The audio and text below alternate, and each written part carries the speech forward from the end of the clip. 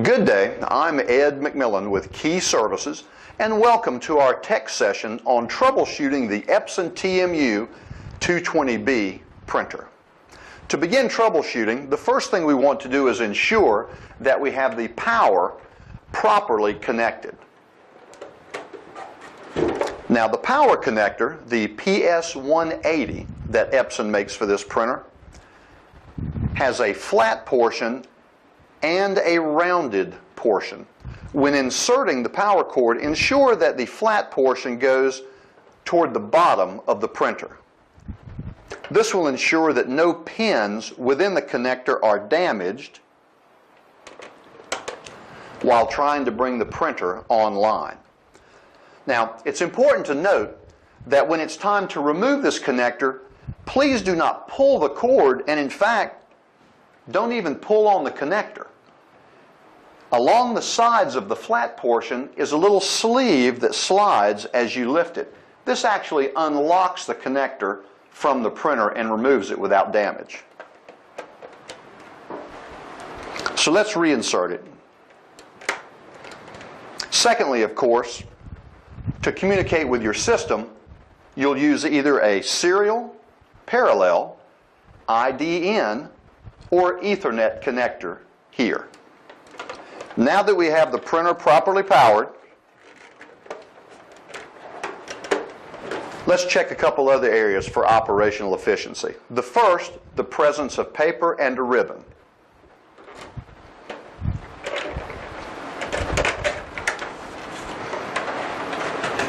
Now note in the paper storage area that there's already a test. This self-test is delivered with every printer purchased or repaired at Key Services. It tests communication as well as the mechanical function of the printer before it leaves the technician's desk.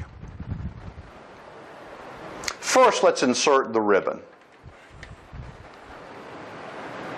Please notice on the right side of the ribbon area, there is a drive gear. Secondly, notice there's a corresponding gear on the ribbon.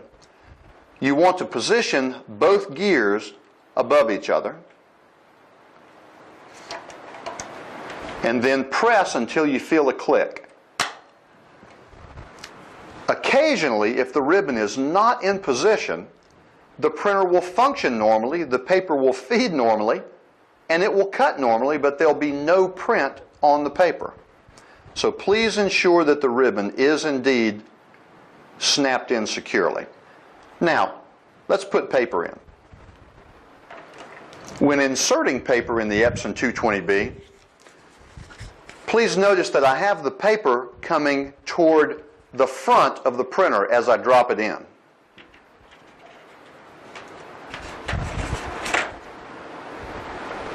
With the paper going forward, close the back portion of the printer securely until it locks in place.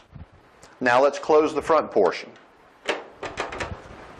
Now to remove the excess, pull forward and slightly to the side.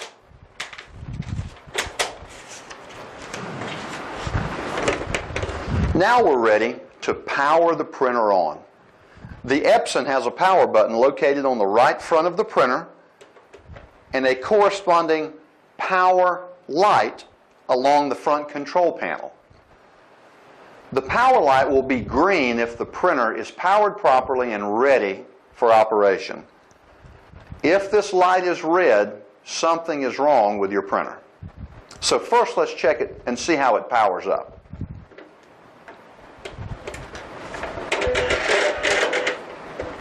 Please notice that the light is indeed green, indicating that the power portion and part of the electronic self-test has been completed and the printer is ready. Now for the self-test, which is the mechanical portion of testing the printer. This typically indicates something is wrong with your printer and it highlights how that printer can be fixed. To do the self-test, first power the printer off. Notice that the third button to the right on the control panel is labeled feed.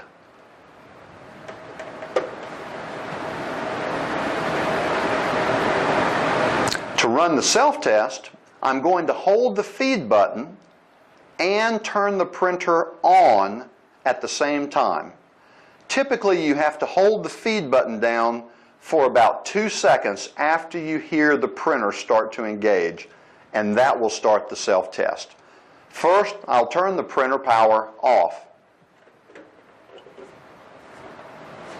Now, I press the feed button and power the printer on.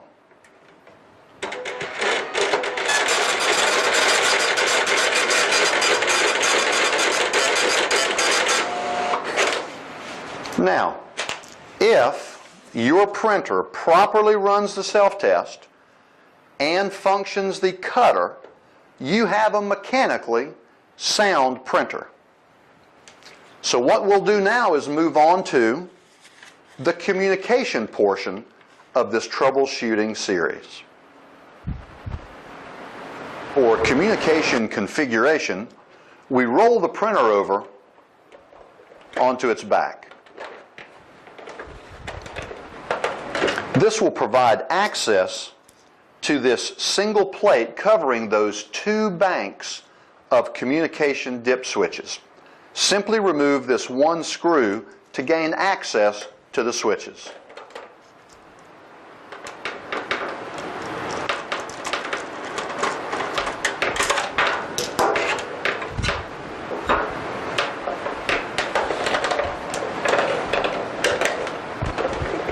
Now you can clearly see that they're easily accessible for rocking them either into the on or the off position.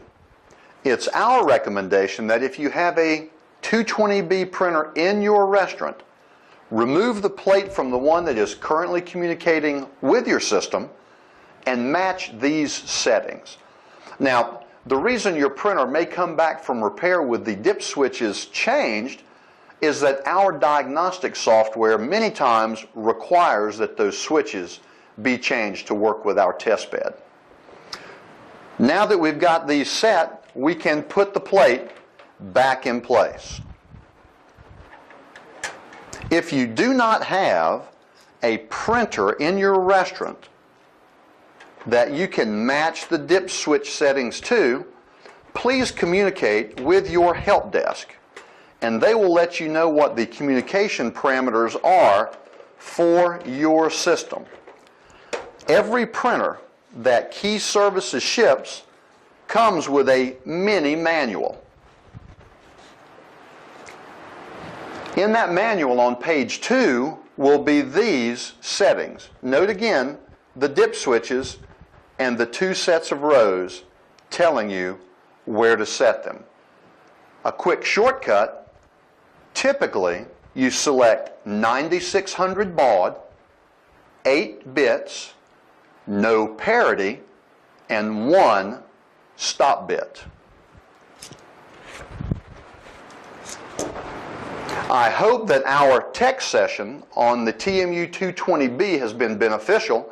If it hasn't, please feel free to contact our customer service line at 336-768-4400, selection 3. Once again, I'm Ed McMillan with Key Services, and we appreciate your business.